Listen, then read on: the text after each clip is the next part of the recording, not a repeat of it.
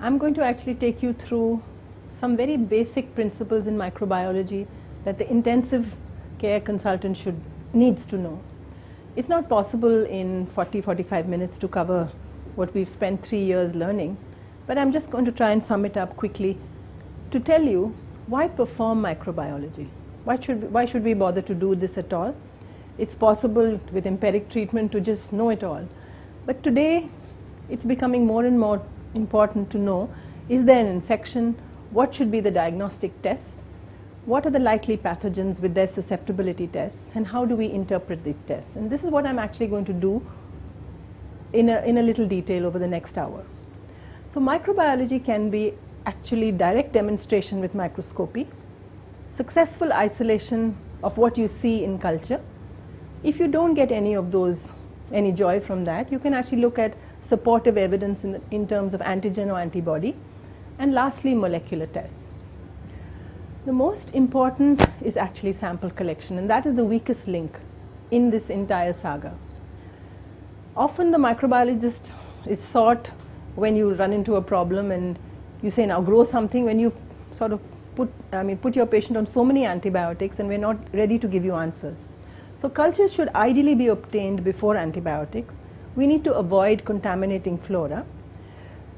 Remember, the tissue is the best sample we would want, followed by pus. Swabs somehow are the worst. They should be transported to the lab at reasonable temperatures of 2 to 8 degrees. The time collected and the time that we process them needs to be documented, and they should be in adequate quantity. And just to put into perspective, the other day we spoke to a consultant surgeon who said, we had a lot of pus. This found its way to histopathology, and what we got was just a teeny weeny swab with 1 drop on it. And this is unfortunately what happens to microbiology. Avoid giving us swabs, give us the actual specimen. And there's another specimen that you can see there with just a drop of some kind of fluid from which we are supposed to do so many cultures. It's not possible. Remember, pre-analytical issues are, you refrigerate contaminated samples such as urine, sputum and stool. You do not refrigerate sterile site collections such as CSF, and often we find blood culture vials are inoculated and they're being put into the fridge for some reason. Once they're inoculated into the blood culture vial, please keep them at room temperature till they get to us. We don't accept samples in formalin because formalin kills all bugs. We don't accept samples that have leaked, and for intensive care specialists, we really don't accept Foley catheter tips. Again, specimens with doubtful significance would include those from bed sores, burn wounds, gastric aspirates from a newborn, colostomy discharges, and vomit. Just to sort of put into perspective, I'm not going to actually go over each one, but for urine culture, something as simple as urine culture, for bacteria, we need a clean catch midstream urine sample, where because we use colony counts, these have to get to us really fast. For mycobacteria, we would take 3 consecutive entire morning samples, not midstream, entire morning samples. For anaerobic cultures, we would want a suprapubic aspirate. For schistosoma, we've started seeing this in patients coming in from the Gulf. It's the terminal drop of the urine that is important. For catheterized patients, we want port collections, definitely not from the bag. If you anticipate delay and you cannot transport at 4 degrees, boric acid is a good preservative, or a dip slide that is shown here. You can see a dip slide that can be provided, wherein the culture starts immediately once you dip the slide into the urine. Blood culture is the most important sample as far as the microbiologist is concerned, because when you grow something in the blood, you just simply cannot scoff at it, which is why the skin preparation is really vital. Today, guidelines have shown that tincture iodine and chlorhexidine are far superior to povidone iodine skin preps. And this is the dilution. You use 2% weight by volume. You wait for it to dry, and then this is what we see. Often they prepared the skin side and then they'll try and get the vein. So don't palpate the vein after you disinfect. You scrub the hub of the bottle before inoculation, and don't use chlorhexidine for neonates. So getting to the first direct demonstration, there are a whole lot of smears that you can do. You can do gram stain, ZN, India ink, silver stain, etc. And a gram stain actually, this is say from a CSF, when you see these lancet shaped diplococci which are gram positive, there's no other diagnosis but strep pneumoniae. Gram negative bean-shaped diplococci would be Neisseria meningitidis, and coccobacilli, which are actually pretty light and pleomorphic, would be Haemophilus. Similarly, you have stains for Zn and auramine, that's the fluorescent stains for Mycobacteria. India ink, you can see the beautiful capsules of Cryptococcus, and the silver stain for spirochetes that we don't do so often now, but it can be done. This is nocardia, which shows the thin branching gram-positive filaments which can be weakly acid-fast by the Kinyoun's modified AFP stain. And this is actually a patient who actually had an appendicectomy that got sort of went awry, and from the sample you can see a bit of, you can see a little bit of blackish discoloration near the skin, and we actually could see these broad aseptate ribbon-like hyphae that are so characteristic of zygomycosis on a chalcofluor white. And I would really urge you to try and invest in this particular smear because it can give you results in just 5 to 7 minutes. Now coming to the second point, that is successful isolation with culture and susceptibility testing. Any lab that collects blood for cultures should follow guidelines. Guidelines to the timing, to skin disinfection, to the number of blood culture sets, and to the volume of blood to inoculate. Blood cultures are of can be done by two methods, the manual method or automated methods. Automated methods consist of this BACT alert or the BACTEC system. The advantage of doing blood cultures by automation is that you can improve isolation of organisms, you have a rapid turnaround time, and certainly you have less contamination. When we look for an automated blood culture system, what we need to ask ourselves is how much is the improved time to detection? Can we get an enhanced yield? And how can we neutralize antibiotics that have already been given? These resins and adsorbent polymeric beads are good for gram-positive cocci, yeast, and gram-negative bacilli, but they somehow haven't worked too well to neutralize the carbapenems. Why perform blood cultures? Because you finally get an unequivocal diagnosis of your empiric diagnosis on enteric fever, infective endocarditis, staph and pneumococcal sepsis, bacteremia from GI or GU tracts, nosocomial bloodstream infections, or fastidious organisms such as Brucella and Mycobacteria. An important point that needs to be stressed, especially to intensivists, is that you're spending over 5,000 to 7,000 rupees a day on an antibiotic, and if you can get a blood culture that would isolate the organism, it really, really helps because you can then get a susceptibility test.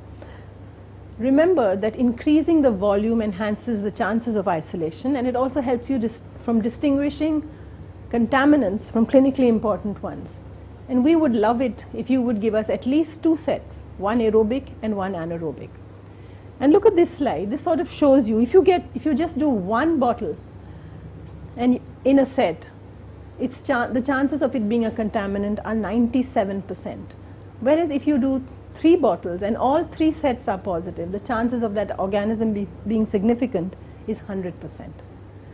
And these are the cumulative sensitivity of blood culture sets. Remember, this detection sensitivity was done in non-endocarditis, antibiotic naive patients, and you can see 1 set would give 65%, 2 sets 80%, and 3 sets 95%. And percentage increase of all pathogens is related to the volume. We keep saying we need more and more blood because each ml of blood increases the yield of microorganisms by approximately 3%. So this means that if you collect 40 ml versus 10 ml, your chances of recovery, the difference is almost 58%. Now let's look at the types of bacteremias. You have transient, which is usually benign when you brush your teeth every day. Intermittent, which is reflective of an underlying pathology such as you have a pneumonia or intra-abdominal abscess, and continuous bacteremia, which signifies endovascular infections such as subacute bacterial endocarditis, septic thrombophlebitis, or a catheter-related bloodstream infection. So how do you collect blood cultures? And this is really important because often physicians tell us, oh, we were waiting for the fever spike, because traditionally we were taught that you collect blood just half an hour before the fever spike. Fever is kind of unpredictable in the intensive care, so we would suggest this. In suspected sepsis, we would take the first 2 sets simultaneously from 2 different venipuncture sites just before you're going to give an antibiotic, because remember, you are hard pushed to give antibiotics fast.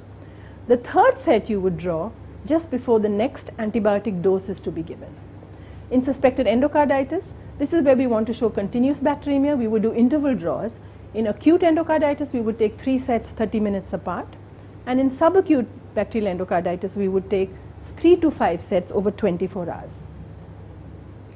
This slide is important because it actually tells you what are true pathogens, what are probable pathogens, and what are rarely pathogens.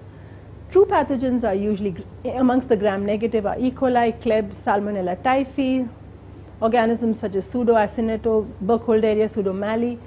Gram-positive, Staph aureus. Staph aureus must never be disregarded. Strep pneumoniae, Strep pyogenes, and in fungi, Candida and Cryptococcus. Probable pathogens would include Enterococci, which is a pathogen in probably 75 to 78% of cases. Viridans group of Streptococci. Certainly if you are suspecting endocarditis, the setting is right. And coag-neg staph is a probable pathogen because it's a pathogen probably only in 15% of cases. And these other organisms are really rarely pathogens. In sepsis, the positivity rates range from 15 to 60% from sepsis to septic shock. The important point is that often you get an isolate, and this pertains probably not so much to blood cultures but to other sites, where you actually need to sort of think and say, have I isolated a colonizer, a skin pathogen, a pathogen, or a virtual non-pathogen? And just because it's resistant, therapy should not be adjusted to cover virtual non-pathogens that are markedly resistant. The limitations of blood culture, as I said, use of antibiotics really drops your chances of isolation by about half. The a priori chance of recovering certain pathogens such as CAP are as follows. In community-acquired pneumonias, in non-severe just about 5 to 10%. In severe pneumonias would go to about 27%. And sepsis, in candidiasis, invasive candidiasis, it's about 50%. And in fastidious or slow-growing organisms, again it's a little lower. Remember that there may be a delay in results of up to 2 days even with rapid automation. When would we do a bone marrow? When you have a PUO, when you're suspecting Mycobacterium TB, Mycobacterium avium complex, when you're suspecting organisms such as Brucella or Nocardia, or enteric fever pathogens. And just to sort of put this into light, in bone marrow, when you have enteric fever, look at the difference between recovery from bone marrow to blood in the first week to the 3rd week. So if you're doing a bone marrow in the 3rd week of a patient who has enteric fever, it's almost 158, the median ratio of bone marrow to blood. Now again, when you're doing bone marrow, remember it's less affected by antimicrobial therapy. That is an advantage, but it's painful and invasive. And always include a bone marrow culture in a PUO workup. Never send it in a syringe. Sometimes we find that the hematologist is often forgotten to take the blood culture or the PEDS backtech, as we call it, to the patient's bedside, and they'll send a syringe or a vacutainer off to us. That's not right because it's clotted by the time we get it, and then we really don't want to contaminate it by breaking the clot, etc. This is important from an intensive care perspective. When we have to diagnose catheter-related bloodstream infections, we always would like to pair line cultures, peripheral venipunctures, with those that are drawn through the central line. And the differential time to positivity is defined as growth from a blood sample drawn through a catheter, which flags positive at least 2 hours before growth is detected in blood that is obtained from a peripheral vein. We don't really actually send too many catheter tips because we would grow something and that prompts you to start treatment. But if you feel the need, or if there was an infection, exit site infection, then we would do a roll plate method where the colony count is more than 15, or sonication method where the colony count is more than 100 CFU per mil. From VAP to VAE, I know there is a session on this, but this has all been sort of defined in various ways, but they're more for surveillance than for actual infection. You have VAE, VAC, infection-related VAC, possible VAP, and probable VAP. And I'll leave this actually for you to slowly ponder over to decide how you're going to actually define a VAP or a VAE. Okay. Similarly, for cultures from the respiratory tract, these are the cutoffs for colony forming units. Endotracheal aspirates used to be 10 raised to 6, it's now 10 raised to 5. Bronchoscopically obtained specimens, you have BAL 10 raised to 4, protected BAL, and PSP is 10 raised to 3. In ICU, we often do a non-bronchoscopically obtained blind specimen where you have an NB BAL, which is again about the same as BAL, 10 raised to 4, and lung tissue again would be 10 raised to 4. Coming to urine cultures, a simple gram stain as well as a urine strip test that can be done at the bedside will reveal so much. If you have leukocyte esterase and nitrite positive, the sensitivity is almost 72% with good specificity. And if you throw in a gram stain at that time, and a bacteria, one organism per oil immersion field actually corresponds to 10 raised to 5 in uncentrifuged and 10 raised to 4 in spun urine. And these are the various colony counts for cystitis, urethritis, prostatitis, and pyelonephritis, where essentially it would vary from 10 raised to 2 to 10 raised to 5. Now, interpreting urinary culture counts, this is how we would do it. For a suprapubic aspirate, any isolate, because you're actually going through a with proper aseptic precautions, and you're getting into the bladder. So any isolate is regarded as significant. In symptomatic females, it's 10 raised to 2. In males, it's 10 raised to 3, and so on and so forth. Pyuria with no growth. We often see you have pus cells. You need to think of one: was my patient on an antibiotic, which is why we didn't grow it? Is there an anaerobic infection? Was it something we couldn't grow, such as chlamydia or Neisseria gonorrhoeae or mycoplasma, or more commonly today, was it MTB? Now, in intensive care, this is the CDC definition that you would define fever more than 38 degrees without any cause. None of our patients can actually tell us whether they have urgency, frequency, dysuria, plus a colony count. So actually this is kind of dodgy, the definition of UTI in intensive care.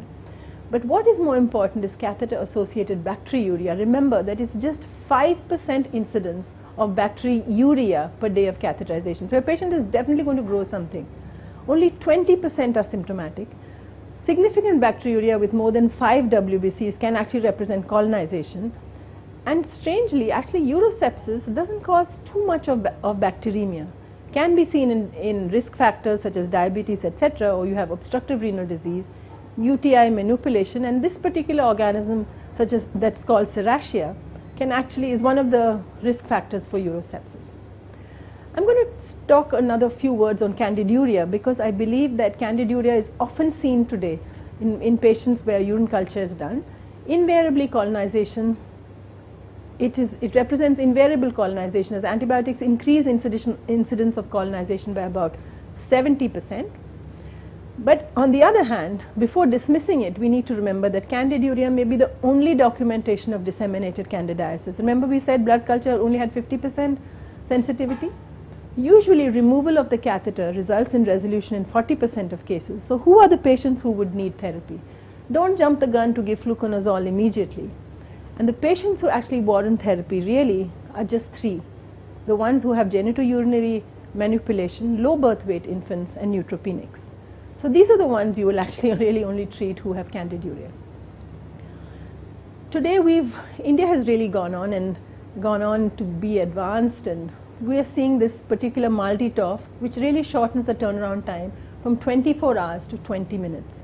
But you need to grow the bug, and then you do a MALDI on it. It actually rapidly speciates bacteria and fungi. Potential applications of susceptibility testing are currently being explored. They're not fully documented and validated, and it's become a reality in our country, certainly. And this is the basis of MALDI-TOF, which essentially stands for matrix-assisted laser desorption ionization time of flight, MS, and that stands for mass spectrum. So I'm just going to tell you, why is it important to accurately identify a bug? 1, it would assess virulence. You're able to sort of define the difference between Staph aureus and Quag neg staph. If you accurately identify, you can actually find disease association with certain bugs. For example, Strep bovis, that is now called Strep gallilolyticus, is often associated with GI malignancy or some problem in the GI. Viridine's group of Strep anginosus is often associated with abscesses, brain abscess, liver abscess, etc. The other reason you need to accurately identify is to define intrinsic resistance. When you grow Enterococcus, for example, Enterococcus gallinarum is intrinsically resistant to vancomycin, which is often given to treat enterococcus. We need to know that. And again, the fourth reason why we actually need to accurately identify is to give standard of care treatment. You need to carefully speciate Burkholderia species, Cepacia from Pseudomallei, because the treatment options are completely different. So essentially, what should we treat? We treat pneumonia, we don't treat tips. We treat UTI, not Foley-tipped catheters. We treat bacteremia, not catheter tips. And we treat osteomyelitis and not skin flora. The third is supportive evidence. And if you look at this, you can actually get, just say the cultures don't come positive, you can actually get some joy out of doing antigen antibody detection for pneumonia, meningitis, cryptococcus antigen, malaria. We all know about the rapid tests for malaria and dengue. And even for Kala-Azar, there is an antibody test known as K39, recombinant K39. We also use biomarkers to de-escalate or stop antibiotics. And this is Binax Now, which is a kit that we use strangely more in meningitis than in pneumonia, because we found that it has excellent sensitivity. So if you have a CSF sample, you're suspecting that the patient has pneumococcal meningitis, and you subject the CSF to this Binax Now, you really get good sensitivity. And we've often found this very, very useful. You have latex agglutination tests for the big five, Haemophilus, Strep pneumoniae, Neisseria, Group B, and E. coli. And this also can be done for cryptococcal antigen. And remember, cryptococcal antigen can also be detected in CSF, serum, urine, and bile. This is the new lateral flow device that's available today for cryptococcus antigen. It has fairly good sensitivity and specificity, especially for serotype C. And the best is the results are available in 10 minutes. These are the various other antigens, HRP2, rapid diagnostic test for malaria, dengue, lepto, scrub typhus, BD-glucan for IFI, and galactomannan for invasive aspergillosis. And for malaria, you need to remember that the HRP test, HRP2 is specific for falciparum, but it remains positive for 28 days. So you may get a false positive if you've already diagnosed it. PLDH is somewhat better than that, but that is, and that would also detect P. vivax. For dengue is really made a comeback in the last couple of months. And you can see the NS1 antigen has really changed the face of diagnosis for dengue, because it can be diagnosed in the first 5 days of fever. The IgM antibodies, as you can see closely here, would take time to develop. And they're usually positive only on the 6th day. And IgG remains positive for life. Detection of biomarkers. These are the various biomarkers that can be used in sepsis. Procalcitonin is useful, not so much to diagnose sepsis, but you actually use it as algorithms to guide duration. These are the other biomarkers, CRP, etc. And this is a good reference which actually says you can use procalcitonin for de-escalation of empirical therapy, as it's associated with lower mortality in patients with severe sepsis and shock. Molecular tests. I'm not going to go into this too much, but these are a few examples of what the future is, or the near present is already showing you. You have expert, that is from the bench to the bedside. You can diagnose flu, enterovirus, HPV, Chlamydia trachomatis Neisseria, GBS, and Clostridium difficile. And I'm going to just spend a minute on C. diff, because we're starting to see more and more C. diff. Remember, C. diff is just so prevalent in the West, and we keep saying it's not so common in our country. If you have to choose one standalone test, I think it's molecular tests that are clearly better than the toxin tests that we've been doing, which have a low sensitivity, and you actually have to do 3 toxin tests. GDH EIA is a good screening test, but has good negative predictive value, and cytotoxicity assays and culture just take too much time. So these PCR assays for toxin genes and detecting the epidemic strain are significantly more useful than the toxin plane.